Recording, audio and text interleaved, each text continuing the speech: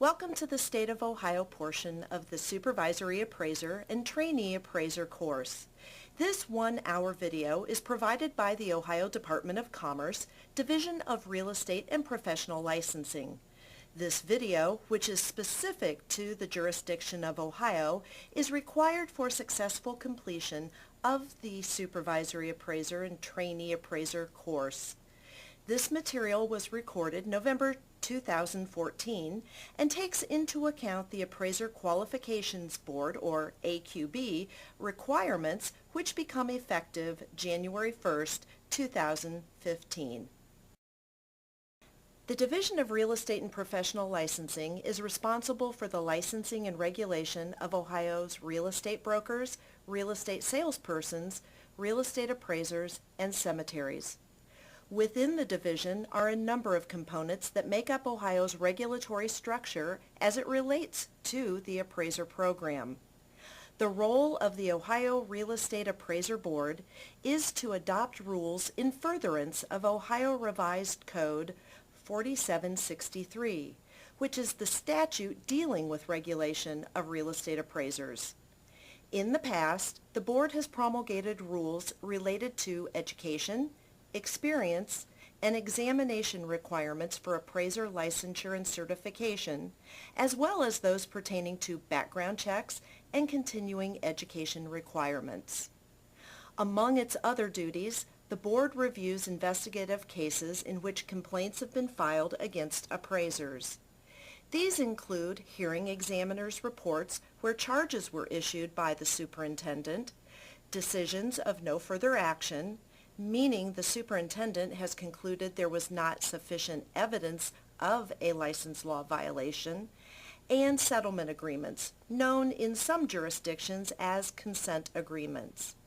The board also hears appeals on appraiser applications denied by the superintendent.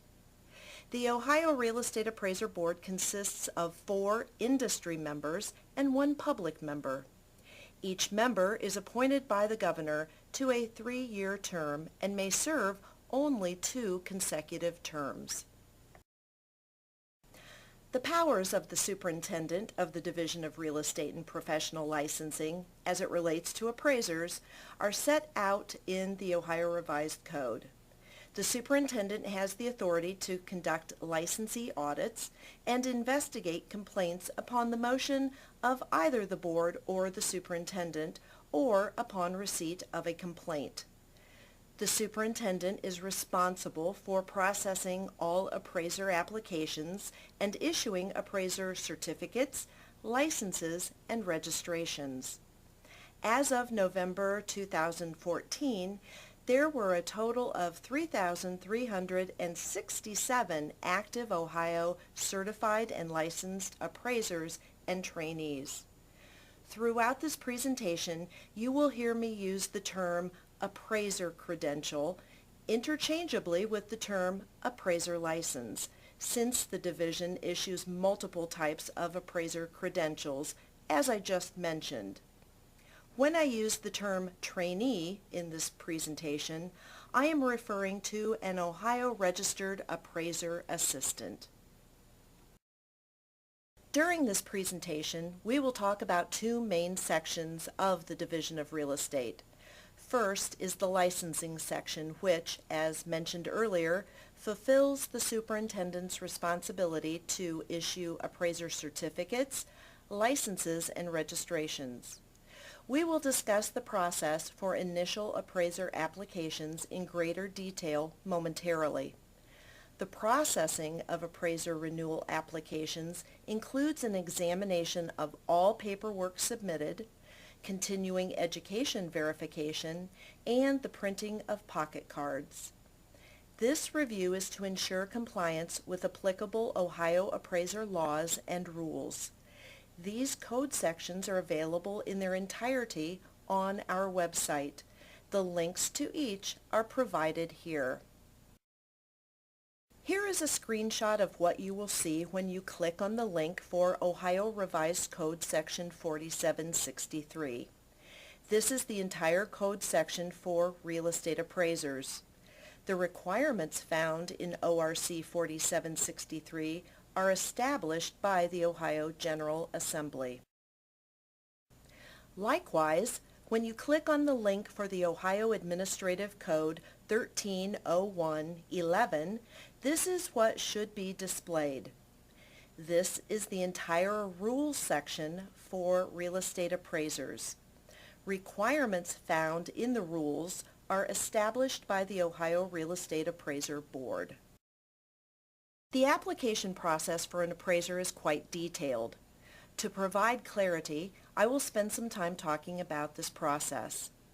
Here is the link to the 12-page appraiser license and certification application. Be sure to read the instructions on the first page of the application pertaining to the process for completing a background check. It is not necessary for us to review each of the 12 pages in the application. However, I will address areas where some additional information may be helpful to applicants. Let's start with page 3 of the application, which often raises questions. Here you need only list the classes you completed in order to upgrade your appraiser credential. Do not list courses you have already submitted to the division for the appraiser credential you currently have. For example, if you are a licensed residential appraiser who is applying to become a certified residential appraiser, you only need to list these 3 classes. Continuing education courses do not belong in this section as they do not fulfill the qualifying education requirements. This is the experience log that should be used for all experience completed without a supervisory appraiser. Only a licensed residential appraiser who is applying to become a certified residential appraiser would complete this form. All other applicants will use the experience log on the next page. This is the experience log that should be used for all experience completed with a supervisory appraiser. When completing your experience log, be sure to check all boxes that reflect the appraisal work you completed. We do not put a cap on the maximum number of hours you may claim for an assignment. However, there should be a reasonable relationship between the amount of time you have spent on an assignment and your description of work performed. In processing initial appraiser credential applications, we verify that all components of the application are complete. This includes all education requirements, the experience log, and receipt of both the FBI and State Bureau of Criminal Investigation's background check, along with the appropriate fees. Once these items are received, we request sample appraisals from the applicant. If items are missing, we provide an opportunity to correct those items that can be resolved. Application processing times range from 4 to 6 weeks due to the time necessary for receipt of background checks from BCI. This time frame for receipt of background checks varies depending on the time of year and the amount of requests BCI receives from all the organizations it serves. A common issue we have with appraiser applications includes trainees who have problems obtaining copies of their appraisals from former supervisors. Trainees should be sure to make arrangements for work file retrieval with current and former supervisors, preferably in writing. Supervisors who will not provide work files to a former assistant should be aware of USPAP's record-keeping rule, which provides that an appraiser having custody of a work file must allow other appraisers with work file obligations related to an assignment appropriate access and retrieval for the purposes of submission to state appraiser regulatory agencies. Be certain that for all experience you list on your log that you have a copy of the appraisal as submitted to the client. You will not receive credit for appraisals for which you do not have an appraisal report. Your experience log must contain all required information from the application. Many times, appraisers create their own spreadsheet version of the experience log page from our application. We encourage this practice, but your spreadsheet experience log must mirror all content that is on the experience log within the application, including the Supervisory Appraiser certification, which is found on the bottom of the experience log page. Here are the most frequently asked questions we receive about experience logs. Is there a maximum number of hours I may achieve for review work or any other specific type of appraisal work? The answer is no. There is not a maximum number of hours you may obtain for review or ad valorem work or any other specific category of appraisal work. All appraisals submitted for experience must be USPAP compliant. Is there a maximum number of hours I can obtain for a single appraisal assignment? No, we do not put a cap on the maximum number of hours you may claim for any one assignment. However, there should be a reasonable relationship between the amount of work you have spent on that assignment and your description of the work that you've performed. My former supervisor no longer speaks to me. How can I still get credit for the experience I obtained with that individual? Well, in order for you to gain experience credit for work completed with a supervisory appraiser, that supervisor must certify that experience by signing the experience log. If they are unwilling to do so, you will not be able to claim that particular experience on your log. May I gain experience credit for an appraisal when I have not signed the appraisal and my name doesn't appear anywhere in the report? Since we have received this question a number of times recently, we checked with the Appraisal Foundation on this one. The answer is no. If a trainee does not sign the appraisal report or is not disclosed as providing significant real property appraisal assistance, there is no way to accept the experience under the AQB criteria. The problem is, even if the supervisor signs the trainee's log or otherwise verifies the trainee's contributions, because the trainee was not disclosed in the report as required by USPAP, the resulting appraisals are not USPAP compliant and therefore are ineligible for experience credit. Conversely, if the supervisor claims the trainee was not disclosed because the type of assistance did not rise to the level of significant, once again, the experience is not eligible because the trainee did not perform enough assistance to qualify under the criteria. And our final question, what is acceptable appraisal experience?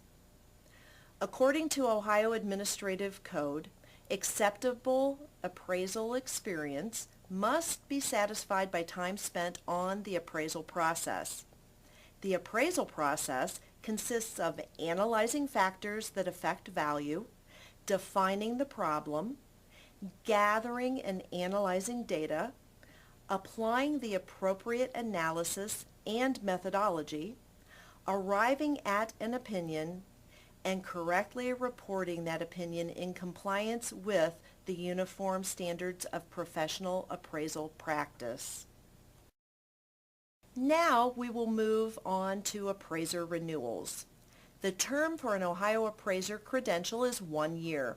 Therefore, your credential expires annually and must be renewed annually based on the date it was first issued. Each year, you must complete 14 hours of continuing education. Every other year, 7 of that 14 hours must include the 7-hour USPAP update course, which must be taught by an AQB certified USPAP instructor in order for you to receive course credit. If your appraiser credential expires, you have 3 months from the expiration date to complete a late renewal. You cannot complete appraisals during this 3-month period until you successfully renew. If the 3-month late renewal period has lapsed and a renewal application has not been filed, the appraiser credential becomes inactive and the appraiser loses that credential. The appraiser must reapply for a new credential and meet all of the current requirements. The moral to this story is renew on time. Many people ask if qualifying education may be used for continuing education. The answer is yes, if that education provider had the course approved by the division as a continuing education course. Otherwise, for a course that has not been approved by the division for continuing education credit prior to you taking it, you must include with your renewal proof that the course is approved by another state appraiser regulatory agency, the course attendance certificate, and a $25 fee for each unapproved course. Here is another common question about continuing education. May I still obtain CE credit for a course if it is not approved for CE in Ohio? Yes.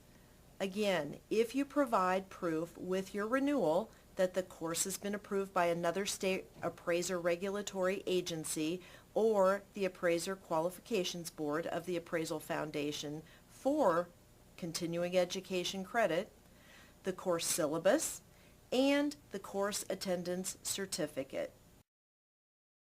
To receive credit for online continuing education that was not approved by Ohio, you will need to submit the following: proof that the course has been approved by both the AQB and the International Distance Education Certification Center, referred to as IDEC, along with the course attendance certificate and a $25 non-approved course fee.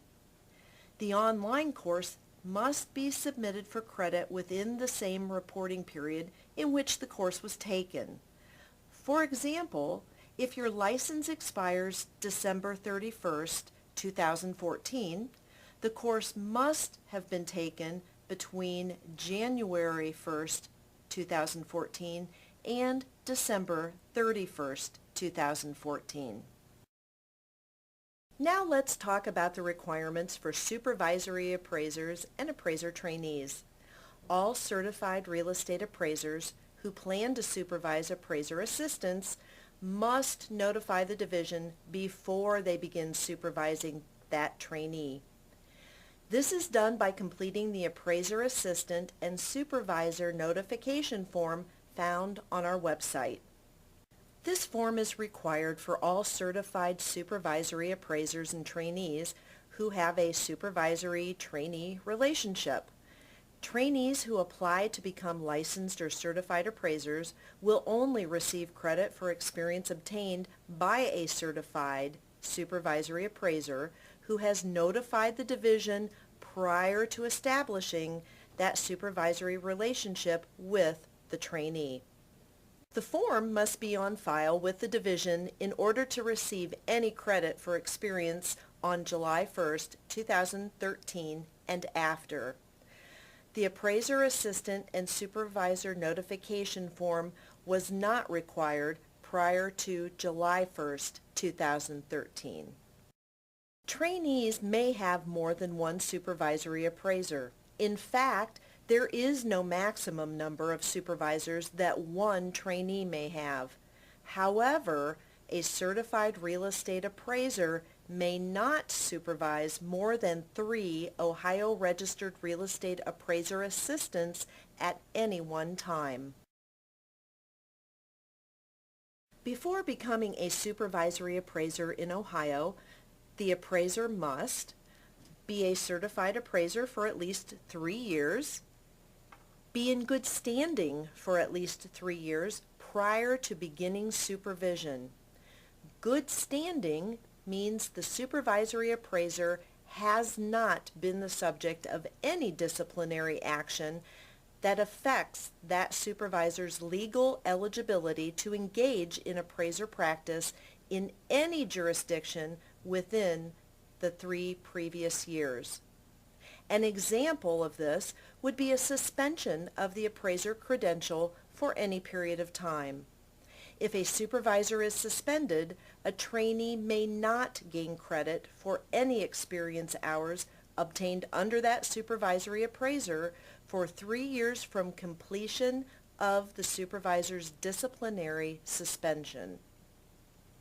A supervisory appraiser must also complete the Supervisory Appraiser Trainee course and have the appraiser assistant and supervisor notification form on file with the division. Once each of these criteria is met, the certified appraiser is able to supervise trainees. Keep in mind, the Supervisory Appraiser and Trainee course is required for all supervisory appraisers and trainees who begin their supervisor-trainee relationship on or after January 1st, 2015. As mentioned earlier, it is critical that appraisers renew their credential on time. If the credential of the certified appraiser or the registered appraiser assistant is renewed late and becomes inactive, experience logged while the supervisor or trainee is inactive will not earn credit. If a supervisor is disciplined by the Ohio Real Estate Appraiser Board, there are types of disciplinary action that will not result in an appraiser being restricted from supervising. For example, being ordered to pay a disciplinary fine or take an education course is not considered a limitation of the appraiser's legal eligibility to appraise, and therefore the supervisor may continue to supervise trainees. Remember, if a supervisor's credential is suspended for any number of days, the trainee may not get credit for any experience hours obtained within 3 years from the completion of the supervisor's disciplinary suspension. The Division of Real Estate is tasked with enforcing Ohio Real Estate Appraiser laws found in Ohio Revised Code Section 4763.11 and incorporated in USPAP standards. The Division's enforcement section investigates complaints received against Ohio's appraiser credential holders. The superintendent has the authority to issue subpoenas to compel the production of documents and the appearance of witnesses, as well as to conduct appraiser audits. A complaint can be filed by anyone. Common complainants in appraiser cases include consumers, lenders, appraisal management companies, and other appraisers.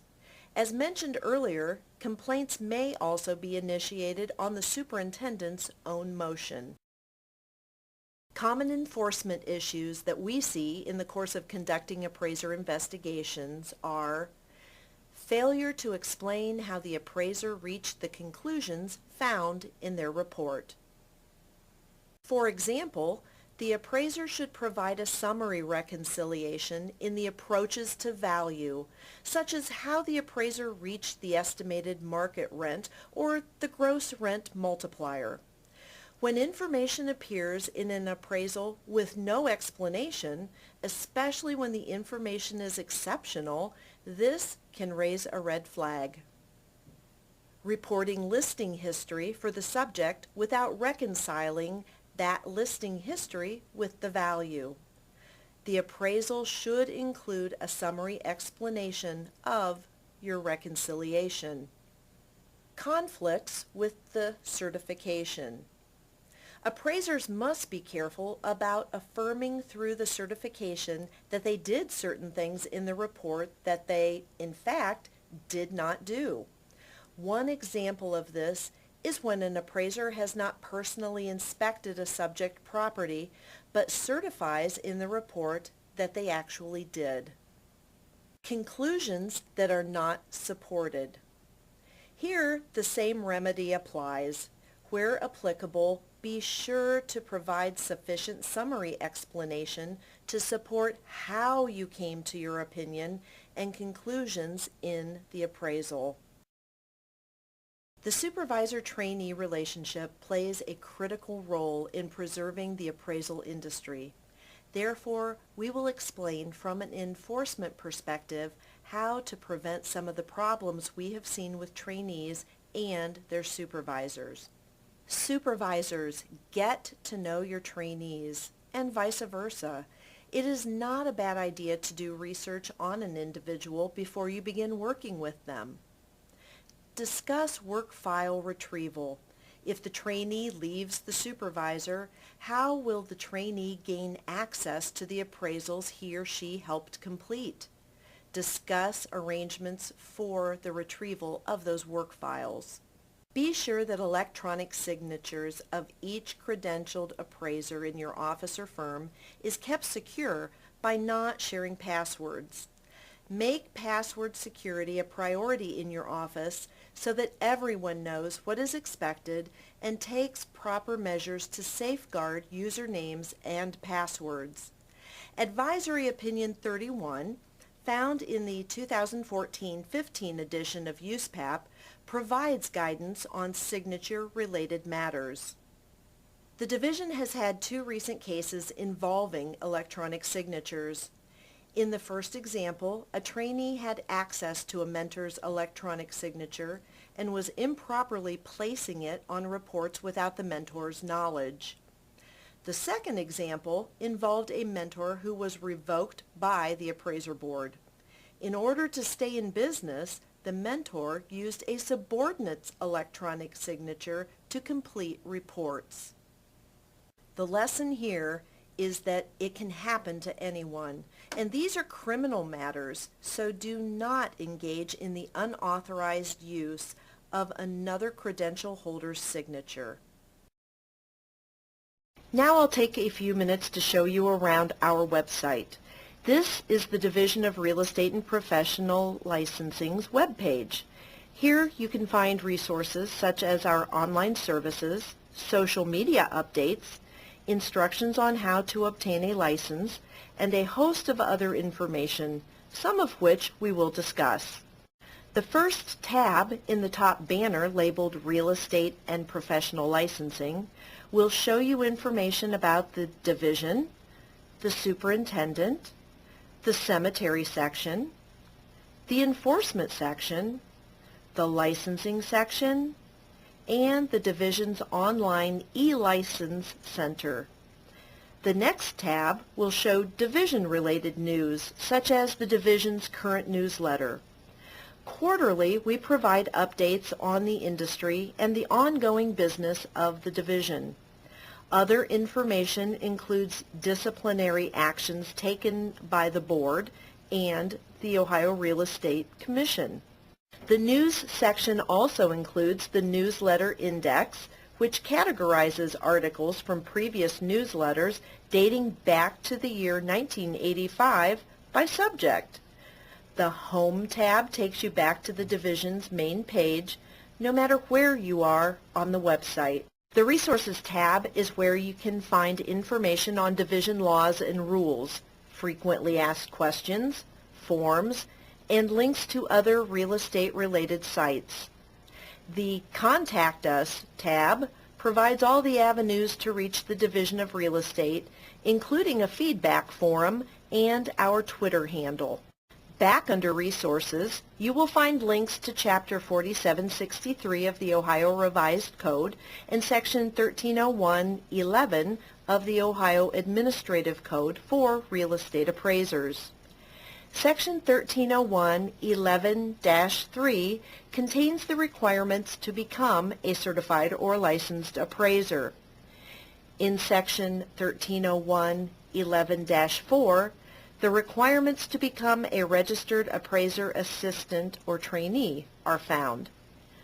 Under the Resources tab is also where the PSI Appraiser Candidate Bulletin is located. This publication from our examination provider offers you valuable information on preparing for and scheduling your appraiser exam. Going to the Resources tab once again, you will find a link to the majority of the division's forms. Here is the section that contains the most frequently used appraiser forms. If you know the name of a specific form, use the Obtain or Maintain a License module. In the first drop-down menu, select Appraiser. Depending on what you are looking for, you can then select Apply For. In the last drop-down menu box, you will select the form or application you want. This also goes for the Appraiser Forms option and the Get Information option. Once you have selected your form, a button will appear that reads Get Document. When you press the Get Document button, your form or application will be retrieved. To the right of the Obtain or Maintain a License module is the Look Up a License module. Here you will find a link to the division's e-License Center. In the e-License Center, you can search for continuing education courses that have been approved by the division. The best way to search is by date range. Once you hit search, you will find a list of courses offered between the dates you've entered. Keep in mind, the courses that come up in your search are not separated by real estate and appraiser, so to find appraiser courses, look for the word appraisal in parentheses next to the provider's name in the provider column. For those curious about their credential status, the e-License Center offers the ability to search your credential and the credential of others. You can search by entering the credential number, first and last name, or business or doing business as name. In the How Do I module, you will find links on how to become an appraiser, how to file a complaint, and how to sign up for the division newsletter and other news releases. The guide on how to become an Ohio appraiser is one that trainees and current appraisers especially should familiarize themselves with before applying to become an appraiser or upgrading an appraiser credential.